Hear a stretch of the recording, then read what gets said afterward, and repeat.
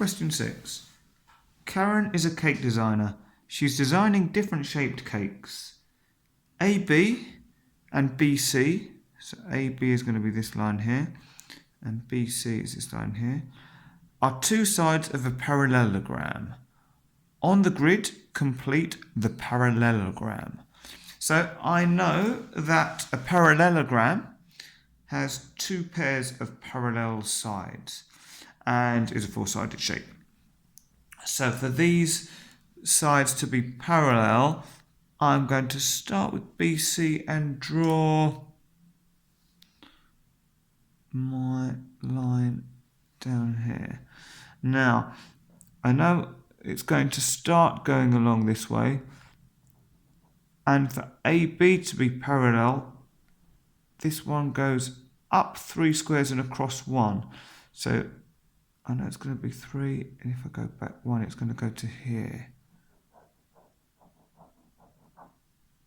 So with these, the explanation isn't always easy to give. It's much better to just draw the thing. And we can see we've got 2 parallel sides and another 2 parallel sides. And if we want to, we can label that corner D, as we've already got the other 3. Now, here is a regular pentagon. So a pentagon has 5 sides. Draw all the lines of symmetry on this pentagon. Okay, so a line of symmetry, that's a line that's going to cut the shape equally in half, almost like a mirror image. So, because it's got 5 sides, I know I'm going to need to go through a corner and also a line. So I could measure it exactly. Let's do that actually. So each of these sides is 18 millimeters. So if I mark that at 9 millimeters, which is halfway, I can then draw that through there. If I do the same on all of them, I'm going to mark 9 millimeters along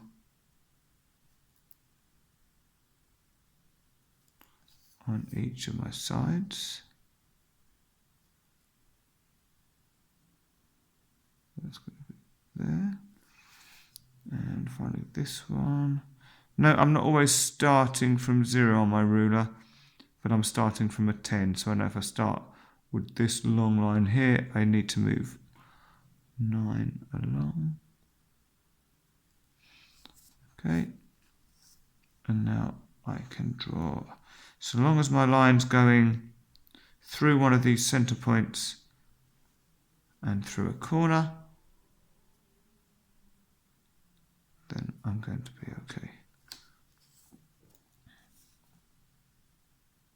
And obviously it's good to be as accurate as possible, but if you do go slightly out, it's not going to be the end of the world. So I've got 5 lines of symmetry, and they almost all go through the center point, but I'm comfortable with that. Now here is a regular hexagon. What type of angle is angle X? Tick the correct answer. Well, I know it's not a right angle, because a right angle is a 90-degree angle, sort of something like that. Use my ruler. Something like that. It's not that. So instead of ticking, I'm going to cross that one out. I know it's not that one. Acute angle. I know an acute angle is smaller than a right angle. One of my learners told me they remember this one because for an angle to be acute, it's got to be nice and small and cute. So it's going to be smaller than a right angle. So it can't be that one. Now, a reflex angle, I know this is an angle greater than 180 degrees. So again, it's not going to be that one. And a good way to remember that is to be flexible, or to be able to get your body in an angle greater than 180 degrees, you'd have to be quite flexible.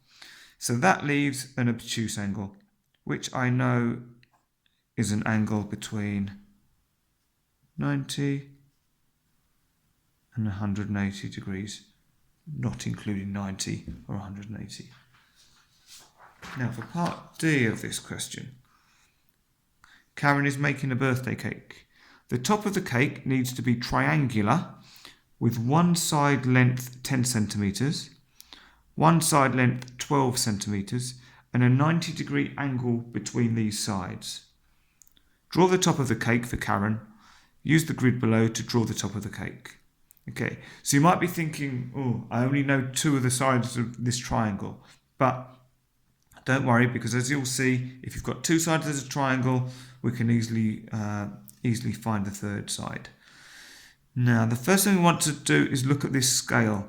So we know one of these boxes is 2 centimetres.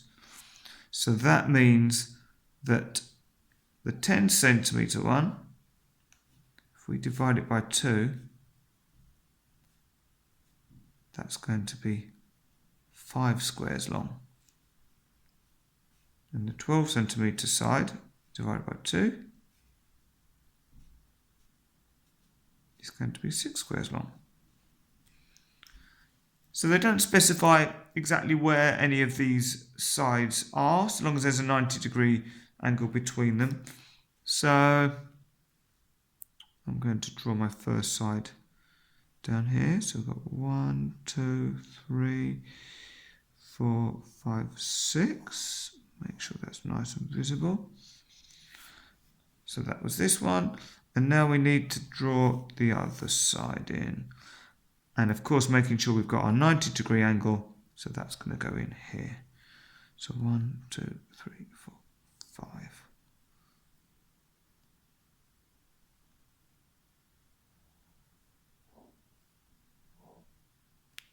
Right.